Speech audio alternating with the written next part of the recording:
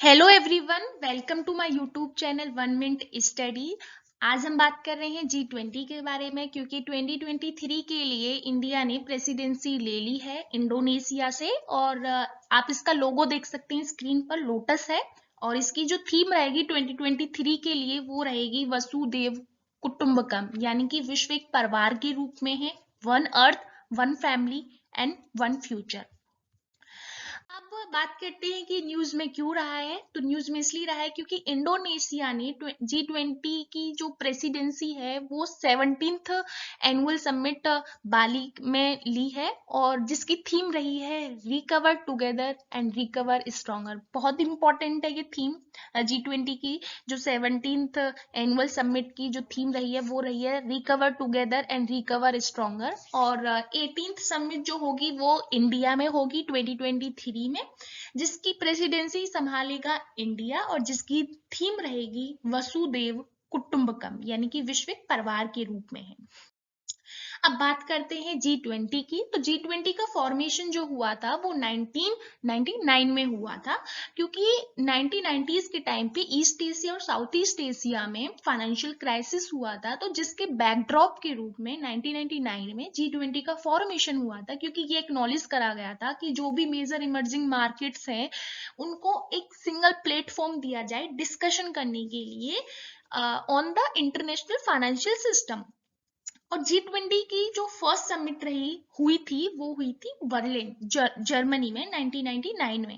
और इसका जो मेजर फोकस्ड एरिया है वर्क का वो है इकोनॉमिक कोऑपरेशन। जैसे एससीओ का सिक्योरिटी को लेकर मेजर फोकस्ड एरिया रहता है, तो ऐसे ही G20 का जो मेजर फोकस्ड एरिया है वो है इकोनॉमिक कोऑपरेशन। और सबसे खूबसूरत बात G20 की ये है कि इसमें डेवलप्ड और डेवलपिंग कंट्रीज दोनों शामिल हैं एक सिंगल प्लेटफॉर्म पर डिस्कशन करने के लिए। ये सबसे अच्छी बात है G20 की, क्योंकि ऐसी और कोई भी ऑर्गेनाइजेशन या कोई भी और ऐसा ग्रुप नहीं है जिसमें डेवलप्ड और डेवलपिंग कंट्रीज एक साथ सिंगल प्लेटफॉर्म पर डिस्कशन कर रहे हैं, और वो भी इतने बड़े टॉपिक पर।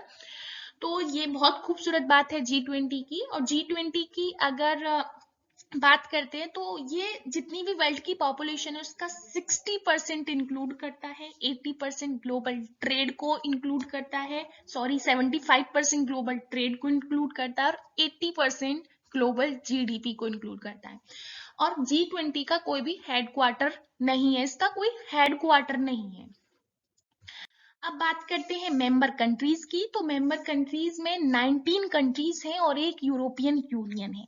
जैसे कि बात करते हैं साउथ अमेरिका की, तो साउथ अमेरिका में ब्राजील और अर्जेंटीना है, दो कंट्रीज हैं। नॉर्थ अमेरिका में Canada, US and Mexico. Africa में सिंगल कंट्री जो है, अफ्रीका कंटिनेंट की सिंगल कंट्री है साउथ अफ्रीका। और यूरोप की कुछ मेजर जो वो है इकोनॉमीज हैं वो है यूके, जर्मनी, फ्रांस, इटली और टर्की। तो दोनों में आता है, यूरोप में भी आता है और एशिया में भी आता है, तो वो दोनों में शामिल है। तो यूके और जर्मनी एंड फ्रांस, इटली और टर्की एंड रशिया शामिल है, चाइना शामिल है, इंडिया है, जापान है। और एक बात और है, इसमें साउथ कोरिया है। अगर क्वेश्चन में नॉर्थ कोरिया से आपको घुमाया जाए तो वो गलत होगा, क्योंकि इसका जो पार्ट है मतलब मेंबर कंट्री है वो साउथ कोरिया है, नॉर्थ कोरिया नहीं है। तो ये बहुत इंपॉर्टेंट फैक्ट है, ये याद रखना। और सबसे इंपॉर्टेंट फैक्ट है साउथ अफ्रीका, क्योंकि अफ्रीका कंटिनेंट की एक सिंगल कंट्री जो है वो है साउथ अफ्रीका। इंडोनेशिया शामिल है और ऑस्ट्रेलिया शामिल है। इसमें 19 कंट्रीज शामिल है और यूरोपियन यूनियन शामिल है। स्पेन जो है इसका परमानेंट गेस्ट के रूप में इसको डिक्लेयर किया हुआ है। अब बात करते हैं G20 ट्रोइका की। तो G20 ट्रोइका एक ऐसा ग्रुप है जिसमें 3 कंट्रीज को लिया जाता है जो कि करंट प्रेसिडेंसी संभाल रही हैं, जिन्होंने प्रीवियस प्रेसिडेंसी संभाली थी और जो इनकमिंग प्रेसिडेंसी संभालेंगी।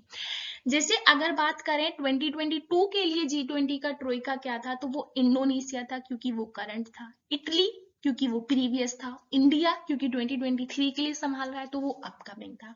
अगर बात करें 2023 के लिए G20 का ट्रोइका क्या रहेगा, तो वो रहेगा इंडिया, जो कि करंट रहेगा, इंडोनेशिया प्रीवियस रहेगा, और ब्राजील जो है वो 2024 में संभालेगा, तो वो अब रहेगा अपकमिंग। अच्छा मुझे ये बताइए, हमने साउथ अमेरिका में कौन कौन सी 2 कंट्री पढ़ी थी जो कि G20 में शामिल थी मेंबर कंट्री के रूप में? एक ब्राजील पढ़ी थी और एक अर्जेंटीना पढ़ी थी, तो ये इंपॉर्टेंट है। अब बात करते हैं G20 ट्रैक की। तो G20 के 2 ट्रैक होते हैं, एक तो फाइनेंस ट्रैक होता है, एक होता है शेरपा ट्रैक। फाइनेंस ट्रैक की अगर मैं बात करूं तो इसमें 8 वर्क स्ट्रीम होती हैं जो कि बेसिकली फाइनेंस से रिलेटेड होती हैं, जैसे कि global micro economies policies, infrastructure financing, international financial architecture, sustainable finance, financial inclusion, health finance, जैसे कि फाइनेंशियल टैक्सेशन हो गया, और फाइनेंशियल सेक्टर रिफॉर्म हो गए। तो ये फाइनेंस से रिलेटेड 8 वर्क स्ट्रीम होती हैं, और जिनको संभालने का काम बेसिकली फाइनेंस मिनिस्टर और सेंट्रल बैंक के गवर्नर्स संभालते हैं इस फाइनेंस को, फाइनेंस जो ट्रैक है इसको। शेरपा की बात करूं तो शेरपा जो होता है वो फाइनेंस के अलावा जो दूसरे वर्क होते हैं उनको, इसमें 12 वर्क स्ट्रीम होती हैं, जैसे कि एंटी करप्शन हो गया, एग्रीकल्चर हो गया, और एनर्जी ट्रांजिशन हो गया, इन्वायरमेंट एंड क्लाइमेट हो गया, डिजिटल इकोनॉमी, एम्प्लॉयमेंट, ऐसे करके और कह सकते हैं कि हेल्थ हो गया, ट्रेड एंड इन्वेस्टमेंट हो गया, टूरिज्म हो गया, और डेवलपमेंट हो गया, कल्चर हो गया। तो ये कुछ 12 वर्क स्ट्रीम है जिन पर शेरपा वर्क करता है। और ये जो कोऑर्डिनेटर के रूप में काम करते हैं, ये दोनों मिलकर काम करते हैं। शेरपा जो होता है वो फाइनेंस मिनिस्टर और governor of the central bank के साथ मिलकर काम करते हैं। तो ये हो गया हमारा G20 ट्रैक, इसमें 2 होते हैं। और अभी जो रिसेंटली हमारे शेरपा चुने गए हैं इंडिया के लिए, वो आप बताइए कमेंट सेक्शन में, अगर आपको पता है तो जो भी सही आंसर बताएगा मैं उसका आंसर पिन कर दूंगी। और G20 के अभी जो शेरपा, मैं आपको थोड़ा सा हिंट दे देती हूँ, वो नीति आयोग के फॉर्मर CEO रह चुके हैं। तो आप मुझे बता सकते हैं कि उनका नाम क्या है कमेंट सेक्शन में, मैं सही आंसर को पिन करूंगी। एंड ये आप MCQ डिस्कस हम नहीं करेंगे क्योंकि बहुत सिंपल MCQ है, और आप मुझे इसका आंसर कमेंट सेक्शन में बताना और मैं इसका आंसर पिन करूंगी। चलो डिस्कस कर लेते हैं, कोई नहीं। जैसे इसमें पूछा है कि वो ऐसी 4 मेंबर कंट्रीज कौन सी हैं G20 की, तो देखिए बहुत ही इजी क्वेश्चन है ये, क्योंकि अर्जेंटीना है, ऑप्शन नंबर 1 की बात कर रहे हैं, मैक्सिको है, साउथ अफ्रीका है। देखिए ये इंपॉर्टेंट है, साउथ अफ्रीका, अफ्रीका कंटिनेंट की सिंगल कंट्री है साउथ अफ्रीका, जो कि G20 में एज ए मेंबर कंट्री है। एंड टर्की भी है।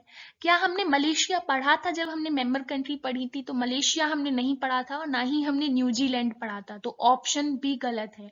ना हमने ईरान पढ़ा था और ना ही हमने वियतनाम पढ़ा था, तो ऑप्शन नंबर सी भी गलत है।